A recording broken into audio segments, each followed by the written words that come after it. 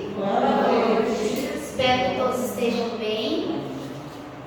E nós vamos para mais um estudo, né? Estamos terminando sobre as profecias de Daniel. No próximo domingo é o último estudo. E logo depois nós vamos iniciar uma série de estudos sobre Apocalipse. Assim como Daniel foi uma bênção, foi ou não foi? Está sendo, né? Daniel nos ensinou grandes verdades. Na verdade, assim, a gente está relembrando, né, algumas coisas que já aprendemos. E é sempre bom relembrar, porque profecias não é fácil, né? A gente tem que estudar, continuar estudando, relembrar. E Apocalipse, tenho certeza que vai ser uma bênção também, né? Então, para começar, eu gostaria que você deixasse sua Bíblia aberta em Daniel, tá? Porque a gente vai ler bastante Daniel. Vamos um pouquinho para outros livros, mas principalmente Daniel. Então, se você deixar aberto aí, já vai. Daniel capítulo 11 hoje, tá? Hoje nós vamos estudar o capítulo 11. Já deixa aberto para facilitar. Na verdade, isso dá o 10 e o 11. Então, já deixa aberto aí no 10 e no 11. E vamos fazer mais uma oração para iniciarmos o nosso estudo desta noite. Senhor amado Deus, querido e eterno Pai, obrigado, Senhor, mais uma vez, poder estar na Tua casa, poder abrir as Tuas Santas Escrituras e falar, Senhor, da Tua Palavra. Que o Senhor abra nossa mente, nosso coração, nosso entendimento, que o Teu Santo Espírito vá nos dirigindo, nos direcionando para compreendermos essas profecias, Pai, porque elas certamente serão muito importantes para a nossa caminhada de fé. E é por tudo que nós já te agradecemos, em nome de Jesus. Amém. Amém. E graças a Deus. Abriu aí a sua Bíblia em Daniel capítulo 10? Daniel capítulo 10, depois a gente vai ler o 11. Que hoje são dois estudos, né? Daniel Tire e Reis em Guerra. Então é o capítulo 10 e o capítulo 11. Pronto? Amém? Daniel capítulo 10. Aqui em Daniel capítulo 10 ele vai ter uma visão. Já havia passado 70 anos desde que Daniel e seus amigos, né, eles foram levados cativos para a Babilônia, né? Então já tinha passado 70 anos. Daniel estaria aqui por volta de 90 anos de idade, já um senhorzinho, né? E aí então o rei Ciro, né, o rei da Pérsia, ele emite um decreto aonde o povo, né, de Deus pode voltar para Jerusalém e reconstruir tanto os muros da cidade quanto o templo, né, que já havia sido destruído lá quando eles foram levados cativos pela Babilônia. Então Daniel tem uma visão, a gente vai entender agora essa visão, né? Daniel capítulo 10, vamos ler a partir do verso 1, que diz o seguinte: no terceiro ano de Ciro, rei da Pérsia, foi revelada uma palavra a Daniel, cujo nome é Beltesazar. A palavra era verdadeira e envolvia o quê? Um grande conflito. Muito interessante, né? Vai falar aqui então que envolvia um grande conflito. Vamos ver que conflito era esse? A gente tem que buscar aqui nos dados históricos para entender que conflito era esse. Então, o que eu falei? Que passado esse período de 70 anos, o rei Ciro então dá um decreto e fala: olha, podem voltar para Jerusalém e vocês vão reconstruir os muros da cidade e o templo, né? Só que não foi tão simples assim. Mas a gente vai ver essa declaração lá em Esdras, tá? Agora você vai voltar, você vai estar lá em Crônicas, depois de Crônicas é Esdras. Antes de Salmos. Para ficar mais fácil, vai em Salmos e você vai voltando.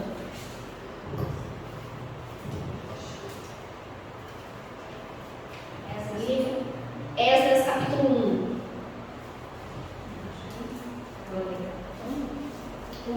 Deixa o 1, que é como a gente já leu, 1 ao 4. Esdras capítulo 1. Até o subtítulo está dizendo o quê? O decreto de Ciro. Então você vê como a Bíblia é fantástica, né? Você está lá no livro de Daniel, porém, para você ter mais informações e ficar mais amplo, você vai ter que ir lá para Esdras, porque um livro conversa com o outro, né? Esdras é depois de Crônicas, antes de Neemias, Esther, Jó, Salmos. Então é mais fácil você chegar em Salmos e voltar. Esdras. Esdras. Depois de Crônicas.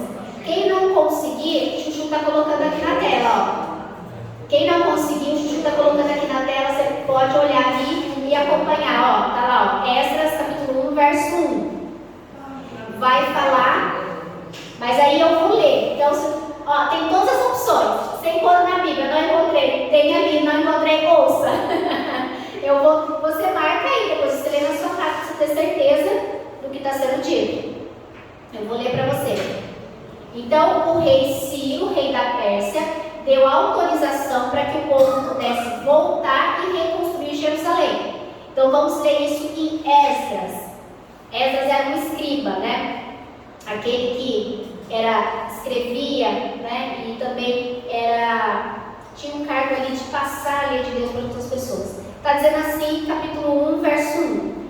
No primeiro ano de Ciro, rei da Pérsia, para que se cumprisse a palavra do Senhor por boca de Jeremias, despertou o Senhor o espírito de Ciro, rei da Pérsia, o qual fez passar pregão para todo o seu reino, como também por escrito, dizendo, olha o que ele disse, assim diz Ciro, rei da Pérsia: o Senhor, Deus dos céus, me deu todos os reinos da terra e me encarregou de edificar uma casa em Jerusalém de Judá.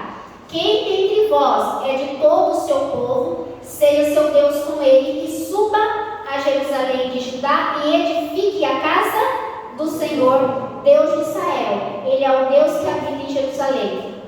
Todo aquele que restar em alguns lugares em que habita, os homens desse lugar o ajudarão com prata, ouro, bens, gado, afora as dádivas voluntárias para a casa de Deus, ao qual está em Jerusalém. Então, o que Ciro disse? Eu estou autorizando que todos vocês que fazem parte do povo de Deus possam voltar e reconstruir Jerusalém.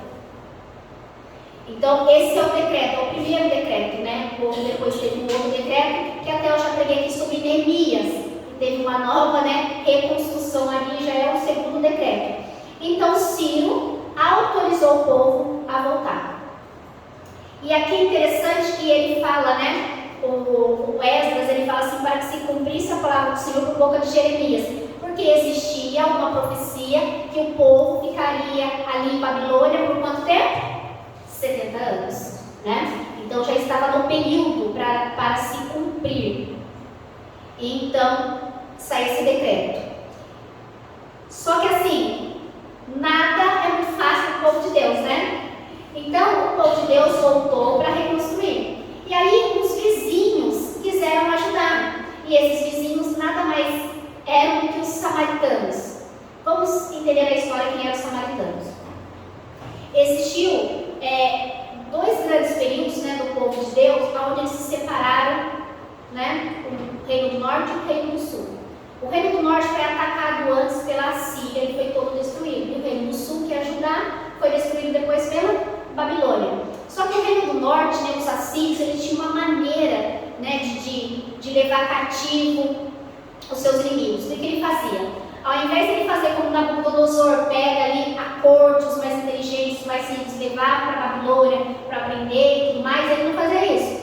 Ele pegava todo o povo, né, sem contar os que ele matava e destruía. Pegava o povo, levava para um outro lugar que ele já tinha conquistado e deixava lá. E pegava o povo desse lugar e colocava ali. Ou seja, ele misturava. Porque se misturar, você acaba com uma cultura, com uma identidade daquele povo.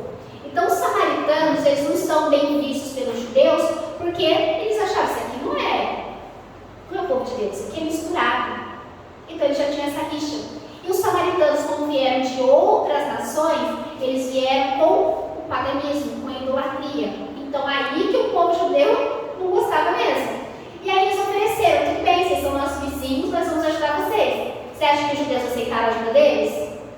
Não. Vocês são idólatras, não vamos aceitar a sua ajuda. Você acha que o samaritano falou, então tá bom, não vamos ajudar? Não, os samaritanos ficaram o braço, mas nós vamos nos vingar de vocês. Olha só como começa a briga, né? Às vezes por coisa assim tão pequena, você começa uma guerra. E é assim que a gente vê as guerras hoje começando, né? Por coisas que você resolveria numa conversa, mas você prefere ir para vias de fato. E aí então o povo já não se dava com o outro, os samaritanos falaram, nós vamos nos vingar.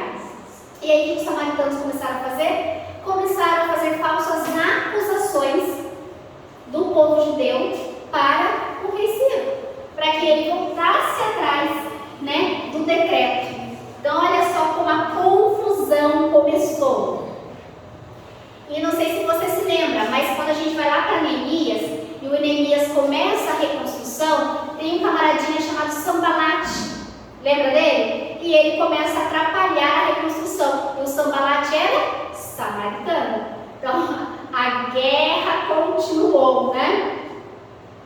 Então, nós vamos ler agora Esdras. Você está em Esdras, né? Você vai no capítulo 4, para a gente entender um pouquinho mais.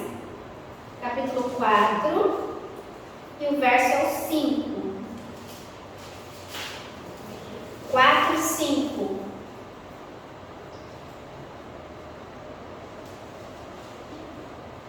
Alugaram contra eles conselheiros para frustrarem o seu plano.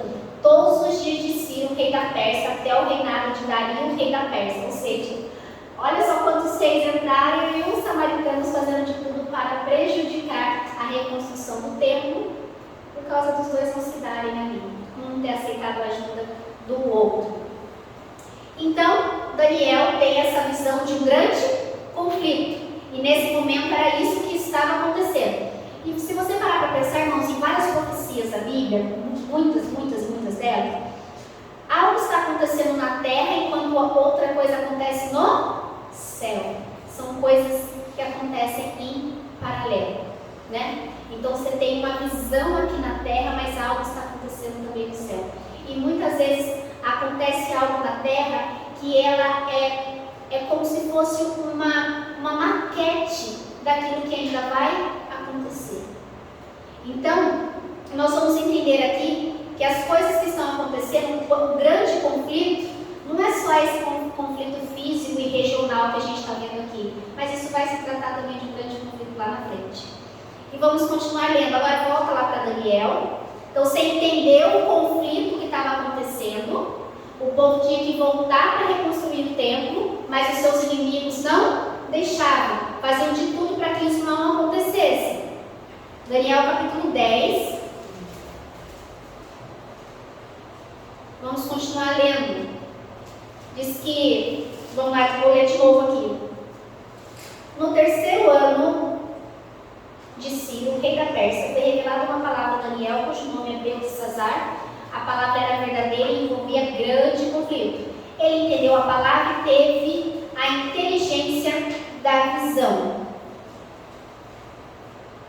Nesse momento aqui, eu vou ler para vocês entenderem. Daniel estava caminhando no rio Tigre. Ele e alguns dos seus, vamos dizer assim, ajudantes ali, assistentes.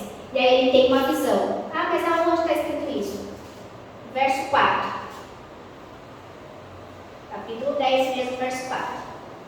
Levantei os olhos e olhei, e eis que um homem... um pouquinho, eu estou lendo 5, 4. No dia 24 do primeiro mês, estando eu à borda do quê?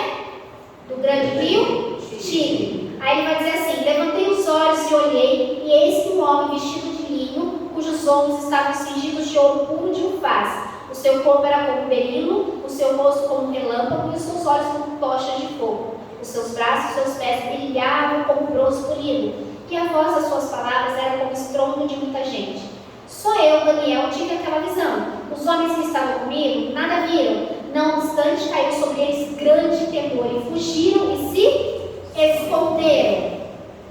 Então, Daniel estava ali caminhando no rio Tigre, quando ele teve essa visão. Só um minutinho, irmãos. Tá. Eu já falei da profecia dos 70 anos. Então ele tem essa visão. As pessoas que estavam com ele não conseguem ter essa visão, só ele. Mas ele tem a visão do grande conflito. Mas ele tem uma visão especial, que ele fala de uma pessoa aqui nessa visão. Fala ou não fala? Ele dá a descrição dessa pessoa que ele viu. Mas antes da gente falar quem é essa pessoa, que tem um outro texto da Bíblia que vai fazer um comparativo com esse, a gente vai chegar nisso. Eu queria comentar com vocês o porquê era importante a reconstrução do templo. Por que será que era tão importante assim para os judeus reconstruírem o templo? O templo, ele era um lugar da adoração verdadeira que Deus tinha estabelecido, sim ou não? Aonde acontecia o sacrifício diário que apontava para Cristo? No templo. E se o templo estava destruído, significa que não havia os sacrifícios. Então era muito importante que eles reconstruíssem, eles queriam que continuasse estabelecida lá com Moisés, há quantos anos antes? E qual era a outra preocupação de Daniel? Deus diz que 70 anos eles seriam libertos da Babilônia e eles poderiam reconstruir então Jerusalém. E já tinha dado prazo. Então já era para eles estarem reconstruindo. Mas de repente começa esse grande conflito onde os samaritanos tentavam atrapalhar através de fazer falsas acusações do rei Ciro para que eles não conseguissem então terminar ali, né, a reconstrução do templo. Então o templo sempre foi muito importante para os judeus e é até hoje, né? Alguns ainda querem a reconstrução do terceiro. Porque eles sabiam que o lugar de adoração que Deus aceita é o templo. Ali o sacrifício é feito. Então, para eles era de suma importância. E aí, capítulo 10 mesmo, do 2 ao 4, que a gente acabou de ler aqui, ele tem essa visão. E olha só o que ele faz, né? O que Daniel faz após ter uma visão dessa, né? Que é uma visão de que envolve um grande conflito. O que será que Daniel fez? O o verso 2 do capítulo 10, diz que naqueles dias, eu, Daniel, depois de ter a visão, pranteei durante 3 semanas. Manjar desejava, não comi, nem carne nem vinho entrar na minha boca, nem ungi com óleo algum, até que se passaram as 3 semanas inteiras. O que Daniel fez? Jejuou. Diferente do que Daniel fazia ao longo da sua vida? Não. Daniel confiava em Deus. Certamente ele entrou num processo de oração, como a gente vai ver aqui, que o inimigo de Deus tentou atrapalhar, né, a resposta da oração a Daniel. Então, olha só que interessante, Daniel aqui teria uns 90 anos, já passou 70 anos de toda a história dele em terra estrangeira, e Daniel continuava a mesma pessoa que orava, que jejuava, que buscava Deus. Já tinha passado o reino da Babilônia, já tinha entrado no Medo-Persa, e Daniel continuava o mesmo. E aí eu paro para fazer uma reflexão para nós. Será que nós temos condição de continuar as mesmas pessoas, dependendo do que mude no nosso país, na nossa cidade, na nossa casa, no nosso trabalho? Será que nós temos a firmeza de Daniel de continuar sendo puro? É óbvio que ele é pecador como qualquer um de nós.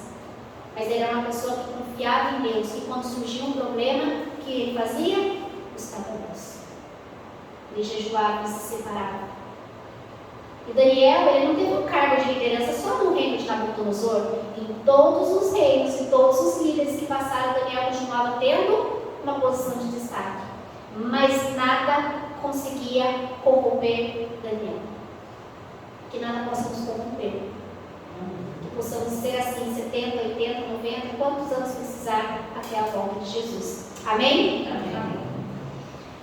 Então a gente viu aqui que Daniel teve uma visão de uma pessoa ali, e aqui descreve. Aqui diz que era um homem vestido de linho, os outros estavam cingidos de ouro puro, seu corpo era como de berilo, seu rosto como um relâmpago, os olhos como tocha de fogo, os braços e os pés brilhavam como bronze, e a sua voz era como de muita gente. Vamos ver o que Apocalipse faz uma descrição muito parecida. Apocalipse, capítulo 1, verso 12 ao 18. Nós estamos lendo a visão de Daniel, agora a gente vai ver a visão de João, na ilha de Patmos.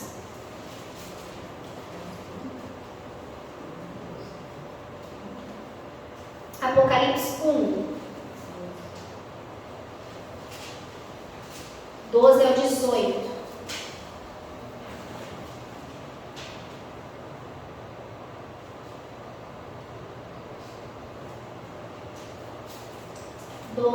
Capítulo 1, verso 12, diz assim: Voltei para ver quem falava comigo, e voltaram vi 7 candeeiros de ouro, e no meio dos candeeiros um semelhante ao filho do homem, com vestidos talares e cingido à altura do peito com uma cinta de ouro. A sua cabeça e cabelos eram brancos como alva lã, como neve, os olhos como chama de fogo, os pés semelhante ao bronze polido, como quem enfinado numa fornalha, e a voz como de muitas águas. Não é bem parecida com a descrição que Daniel fez?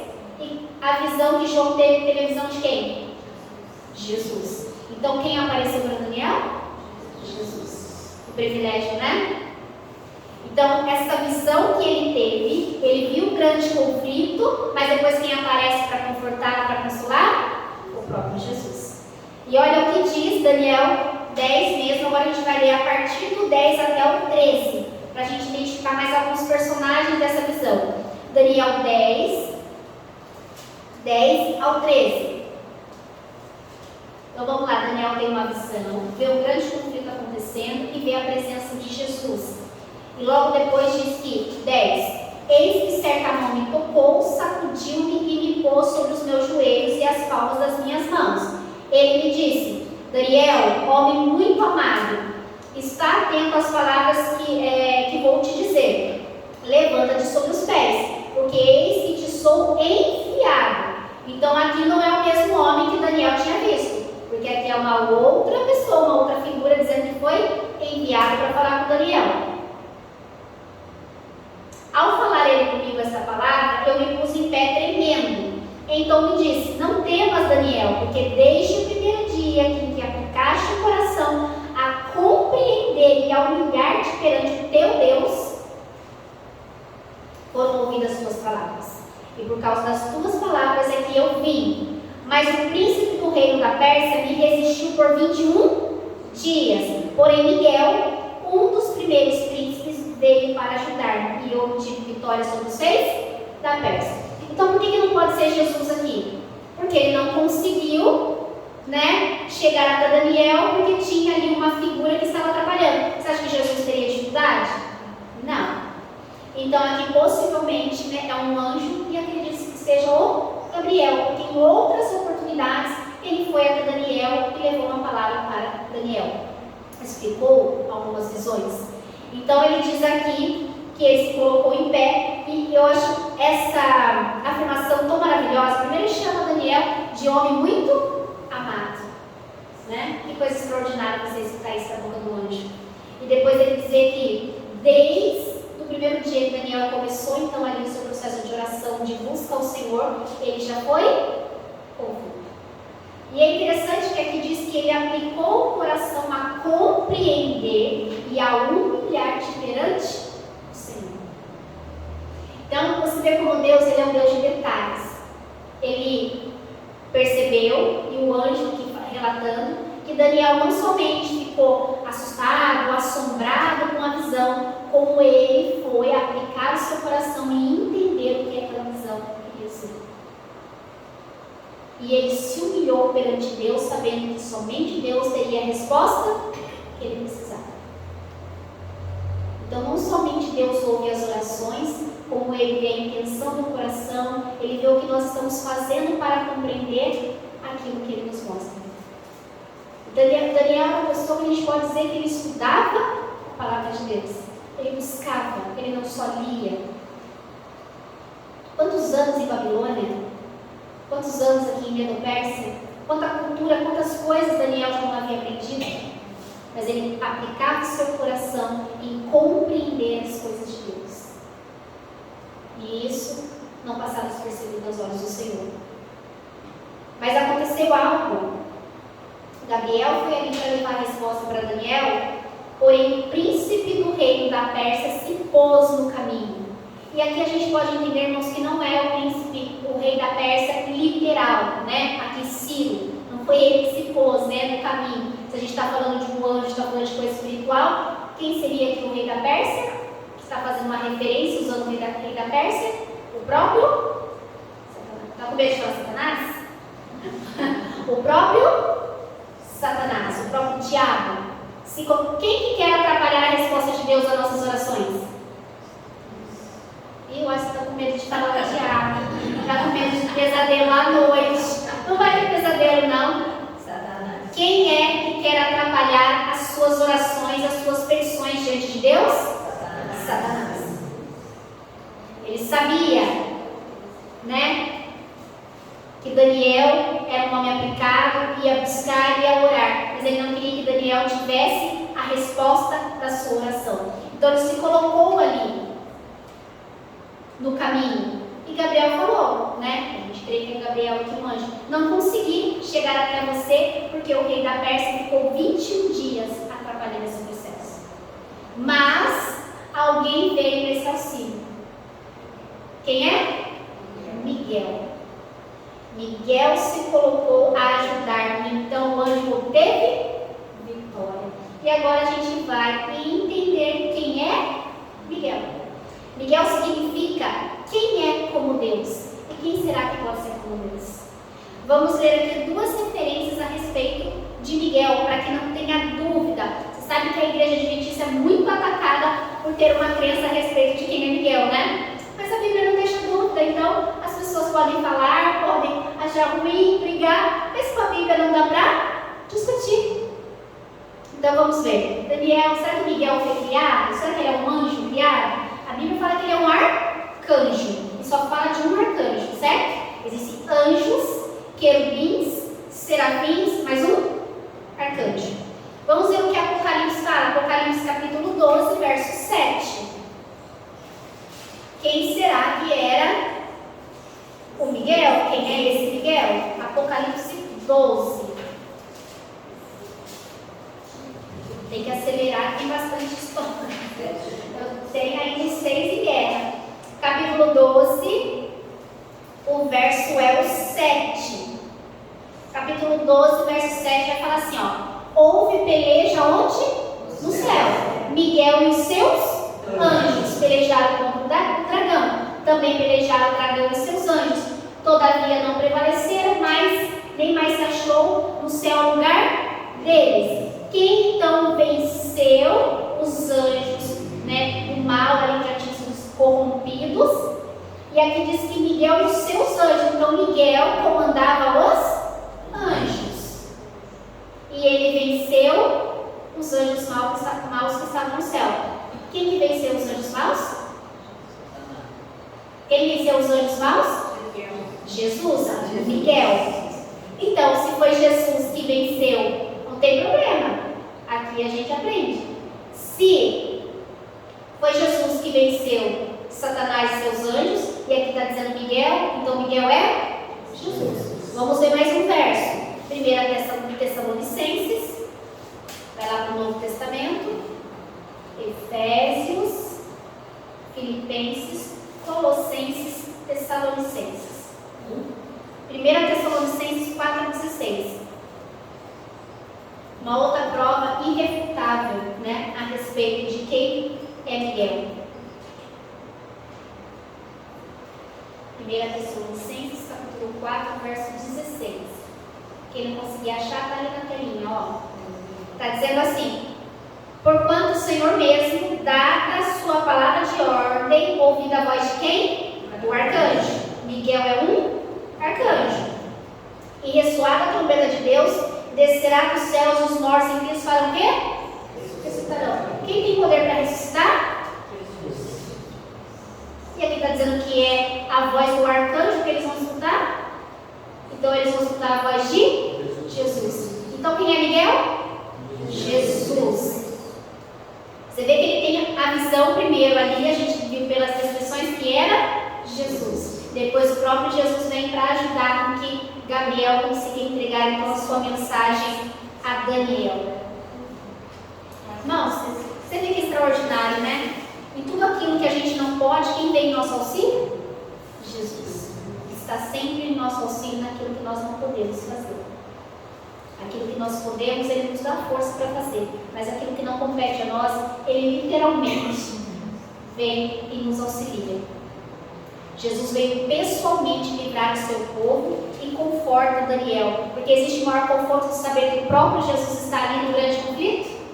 Não existe conforto melhor do que esse, né? Então, Daniel capítulo 10, na sua essência, ela vem falar sobre isso. Sobre um grande conflito. A gente sabe que o grande conflito ele é espiritual, né? Um grande conflito cósmico que envolve todo o universo entre a força do mal e a do bem, entre Satanás e o grande vitorioso que é Jesus Cristo. Mas existiu literalmente, né, ali entre os judeus uma batalha que eles tiveram que travar, que era contra os seus inimigos, impedindo a reconstrução do templo. E nós aprendemos aqui que Jesus estava presente em todo o templo. E é interessante que quando a gente lê lá em Apocalipse de João, quando ele vê Jesus no meio do candeeiro. Jesus estava onde? Sempre presente no meio do seu povo. Jesus nunca deixou o seu povo sozinho. finalzinho. E agora a gente vai falar um pouquinho do capítulo 11, né? Vai falar sobre reis em guerra, que até então nós temos assim, Babilônia, Medo-Pérsia, e agora a gente vai falar um pouco ainda da Medo-Pérsia e da Grécia, e já entrando um pouco em Roma papal, tá bom? Para fechar isso daqui. Daniel, capítulo 11, agora é o verso 2. Irmãos, aqui tem muito conteúdo histórico. Eu trouxe algumas coisas para não ficar um conteúdo muito extenso. Porque se você pegar o capítulo 11 e pegar a história, você vai ver que a Bíblia, ela está falando de coisas que aconteceram na história, tem registro disso, e é extraordinário. A Bíblia vai falar que Daniel vai ter visões, vai falar de coisas que foram acontecer só depois, 300 anos depois. E você acha isso na história, tá? Então, para a gente não pegar cada detalhezinho, senão fica muito extenso, mas a gente vai conseguir enxergar isso e ver como Deus se faz presente na história. Então, isso é importante, sabe por quê, irmãos? Porque quando a gente olha para a nossa vida e pensa assim, parece que Satanás está vencendo, quando a gente olha para o mundo e fala, parece que Satanás está conseguindo, aí você olha para isso aqui e fala, não, mas Deus sempre esteve no controle de todas as coisas. Daniel capítulo 11, verso 2 diz assim, ó. Agora eu te declararei a verdade. Eis que ainda 3 reis se levantarão na Pérsia, e o quarto será acumulado de grandes riquezas, mais do que todos, e tornado forte por suas riquezas, empregará tudo contra o reino da Grécia. Está vendo que extraordinário? Aqui dá exatamente quem é o próximo reino. Depois que caiu o Medo-Pérsia, quem entrou? O Império Grego, né? E o que está falando aqui então? Que vão ter mais 3 reis depois do rei do período de Daniel, né? A gente deu ali o Ciro, vai vir mais 3 reis, e o quarto vai ser mais próspero que os outros 3. Então, na história, você vai procurar lá na história, você vai lá no Google, você vai na história, você vai encontrar isso. Os próximos 3 reis são nomes muito bonitos que você pode aí dar e indicar para as gravas que você conhece, são nomes excelentes: Cambises, Gálmata e Dário I. Nomes lindos que você certamente, né? Foram esses 3 reis que se seguiram depois. E o quarto já é mais conhecido de nós, é o Xerxes, que nada mais é do que marido de quem? Quem na história bíblica casou com um rei Medo-Persa? Esther. O rei também era conhecido como Assuero, que era o Xerxes. Então, seguiu esses 3 reis, o quarto é o Xerxes, e ele foi sim mais rico que todos os outros 3. E aqui a Bíblia diz, né, Daniel está dizendo o quê? Que ele vai empregar tudo que ele tem para lutar contra a Grécia. E foi isso que aconteceu. Ele fez tudo o que ele podia para conquistar ali o Império Grego, mas não conseguiu. Passou uma vergonha, que ele juntou 40 nações, exército de 40 nações que eles haviam conquistado para derrotar a Grécia, e não deu certo. Tanto que o próximo império que assumiu o poder foi justamente a Grécia. Daniel capítulo 11, verso 3 e 4 agora, continuando a história.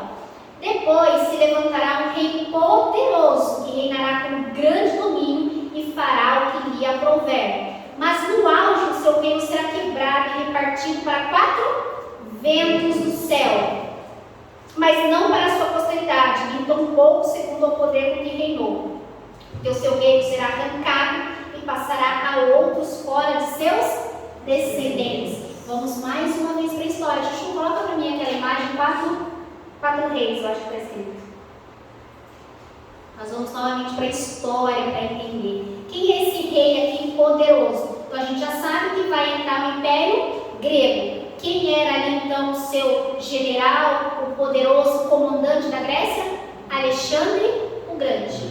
E Alexandre o Grande, ele tem vários pontos muito interessantes, porque ele conquistou as coisas de forma muito rápida, né? E ele era muito jovem, 32 anos. E o que ele fez? Um belo dia foi comemorar suas conquistas, ficou mais de 2 dias ali, ou 2 dias bebendo sem parar. De repente teve ali uma febre e falece. E aí, historicamente, o seu rei da Grécia foi dividido entre seus 4 generais. Por quê? Assim que ele morreu, a sua esposa deu à luz a um filho. E ele também tinha um meio-irmão. derrotado tanto o filho quanto o irmão para não ter descendente para assumir. E os 4 generais dividiram então, né, o Império Grego. Nomes bonitos também: Cassandro, Lisímaco, Seleuco e Ptolomeu. Desses 4, e a gente vai ler aqui, a Bíblia fala que 2 eram mais poderosos. Era o do leste e do sul, Seleuco e Ptolomeu. Ptolomeu, a gente até fala dos Ptolomaidas, né, que ficaram ali então no Egito. E o Seleuco na Síria, ou toda aquela região ali da Síria que a gente conhece hoje, né, Israel e tudo mais. Esses 2 foram mais fortes que os outros. Nesse reino aqui da Síria, do Seleuco, existiu um rei, um comandante ali chamado Antíoco. Você já deve ter escutado sobre ele, que existem até algumas igrejas protestantes que acreditam, né, que o Antíoco, ele era agora eu esqueci aqui a palavra, anticristo, dadas as maldades que ele fazia, principalmente com o povo judeu. O que ele fazia? Ele levava porco para ser sacrificado no templo, porque sabia que isso atacava diretamente a fé, a crença dos judeus. Mas foi isso que aconteceu. Então, adiantou muita coisa. É o que a gente leu aqui. Que no auge do seu reino ele seria o quê? Quebrado. E foi no auge, quando ele estava conquistando tudo. Ele chegou até a Índia. Depois eu vou mostrar para vocês o mapa. Quando ele estava conquistando tudo, foi que ele morreu. E a Bíblia fala que no auge o seu reino será quebrado. E repartido em 4 ventos, 4 generais. Mas não para sua posteridade, nem pouco segundo o poder que reinou. Ou seja, os 4 generais não iam governar como ele governava. Porque o seu reino será arrancado e passará a outros, sem ser os seus descendentes. Né? Não foi descendentes de Alexandre Grande que ficou com o seu reino, e também o reino da Grécia acabou, entrou o outro e tudo mais. Então, olha só como a Bíblia dá detalhes tão precisos da história. E no verso 5, ele vai dizer que o rei do sul será forte, como também um de seus príncipes. O rei do sul, que é o do Egito, será forte como o do leste, que foram esses 2 que se destacaram.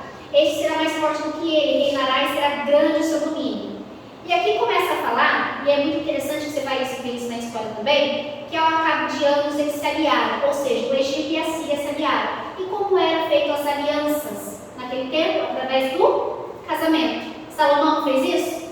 Teve um monte de mulheres que ele foi fazendo aliança com vários povos. Então ali eles fizeram também aliança através do casamento. Só que só para resumir, não deu certo o casamento, aquele que tinha uma esposa, a esposa envenenou a outra e tudo mais, aquela briga de sempre, né, que a gente já conhece tudo isso também. Mas essa é a história, e a Bíblia vai contando na linhagem perfeitamente como aconteceu na história mesmo. Mas o que fica para nós? Os 4 generais, mesmo que foi dividindo o reino, também subsistiu e chegou ao seu fim. Chuchu, coloca para mim a outra imagem, porque ela é interessante, que eu quero mostrar para vocês. Não vai dar muito para ver, que é mapa, mas tudo bem. Aqui em cima é o Império Grego, até onde Alexandre Grande foi. Você está vendo lá a Grécia, você está vendo aqui embaixo o Egito, ali todo o reino da Média Pérsia, e ele chegou até aqui embaixo, que é a Índia. A influência dele foi extremamente grande. E tão grande é que até hoje, muitas coisas, nós ainda sofremos influências gregas. Aqui embaixo, até assusta, né? Isso aqui é o Império Romano. Até onde chegou o Império Romano. Só para você ter noção, eu vou chegar aqui perto para você entender. Você está vendo ali o Egito? Do lado do Egito é onde o povo atravessou o Mar Vermelho. É isso daqui, ó. Olha só para você entender o tamanho aonde o Império Romano foi. Ali do Egito, a Grécia, a Média Pérsia, é isso daqui. Olha aqui, ó. Aqui é a travessia do Mar Vermelho, você viu aqui, ó. Aqui é o Nilo. Olha só. Esse pedacinho é aqui. Olha onde o Império Romano chegou. Olha a extensão e o poder desse império. Foi o império que mais tempo ficou no poder. E a Bíblia, quando tem aquela estátua que vai mostrando, né? Mostra ele ali de ferro. E Quando Daniel tem uma outra visão, ele fala que é um animal terrível, assustador. Tamanha era a crueldade também do Império Romano. Olha só o tamanho da extensão. Tinha da Babilônia e da Medopérsia também, mas eu nem quis trazer para não confundir muito, mas só dá para você ter noção da extensão, né, do poder desses impérios. E isso que a gente está lendo aqui, irmãos, e falando, aconteceu depois, 300 anos depois vai acontecer. Essas palavras aqui que Daniel colocou. A Bíblia falou de algo 300 anos depois. E a história hoje confirma tudo isso. E aí, nós vamos para o próximo reino, que é o último, né? O último império ali. Capítulo 11 mesmo, só que agora é o verso 21. Ele vai falar do império grego, que vai se findar, e depois ele começa a falar de um outro império. Está dizendo assim, capítulo 11, verso 21. Depois se levantará em seu lugar um homem vil, o qual não tinha dado a dignidade real, mas ele virá caradamente e tomará o reino com intrigas. E aí eu vou ler alguns versos aqui, aí você vai, pela característica aqui, a gente já falou sobre isso antes, você vai identificar quem é. 22. As forças inundantes serão arrasadas de diante dele, serão quebrantadas como também o príncipe da aliança. 28 agora, verso. Então o homem vil tornará para sua terra com grande riqueza, e o seu coração será contra a santa aliança. E ele fará o que lhe aprouver, e tornará para a sua terra. 31. Deles sairão forças que profanarão o quê?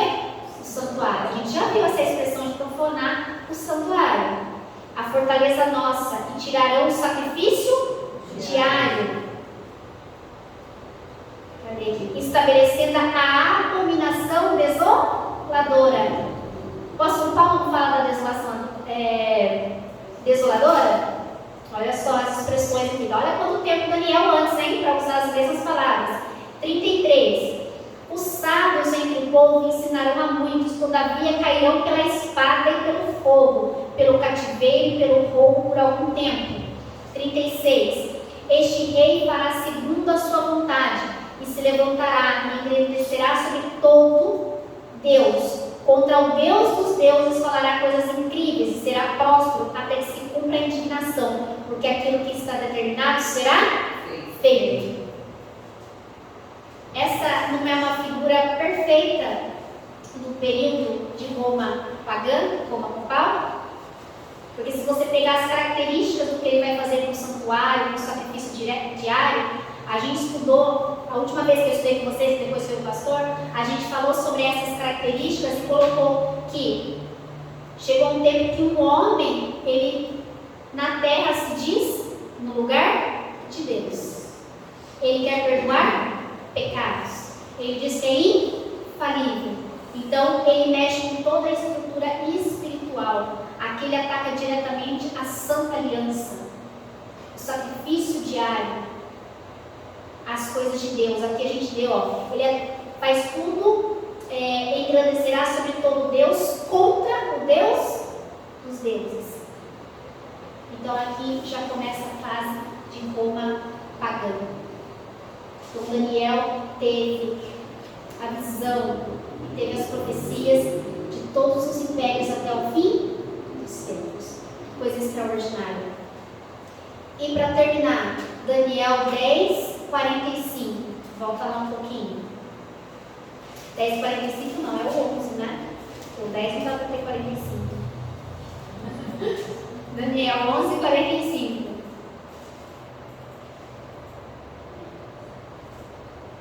Aqui vai falar um pouco sobre o povo de Deus ser perseguido, vai ter toda a perseguição, mas o 10:45 termina da seguinte maneira: armará suas tendas palacianas entre os mares contra o glorioso monte santo, mas chegará ao seu fim e não haverá quem o socorra. Então, por mais que o povo vai ser perseguido, por mais que ele vai tentar colocar o nome de Deus por terra, por mais que ele se levante contra os santos do Altíssimo, magoe os santos do Altíssimo, a Bíblia diz que chegará ao seu fim e não haverá quem o socorra. E você vai ver no capítulo 12, que a gente vai estudar na próxima semana, já falando do tempo do fim, já ali bem próximos dos nossos dias, falando desse grande conflito que a gente está vivendo agora. Irmãos, seria tudo isso que a gente falou hoje. É muitas datas, muitos nomes, muito acontecimento, não dá para guardar tudo. Mas se você pode guardar alguma coisa, guarde isso. Durante toda a história da humanidade, Deus sempre esteve presente. Deus nunca escondeu que os seus inimigos se levantariam, fariam coisas terríveis contra o povo de Deus. Mas no final ele declara: vai chegar o seu fim. Ninguém vai poder socorrer. Aquela pedra vai ser lançada sobre os pés da estátua e vai destruir toda a estátua. E ela vai crescer de tal maneira que ela vai encher toda a terra. Essa é a volta do nosso Senhor e Salvador Jesus Cristo. Amém. Que hoje eu e você comemoramos. Na verdade, ontem ao pôr do sol ele já ressuscitou, né? Que o domingo começou ontem. Mas hoje, quantas pessoas comemoraram? Ele vive, ele está vivo, ele não está preso no madeiro. Mas o mais importante de tudo isso é que ele vai voltar. E quando ele voltar, ele vai estabelecer o seu reino para todo o sempre. Amém? Que Deus abençoe a mim e a você a cada dia mais.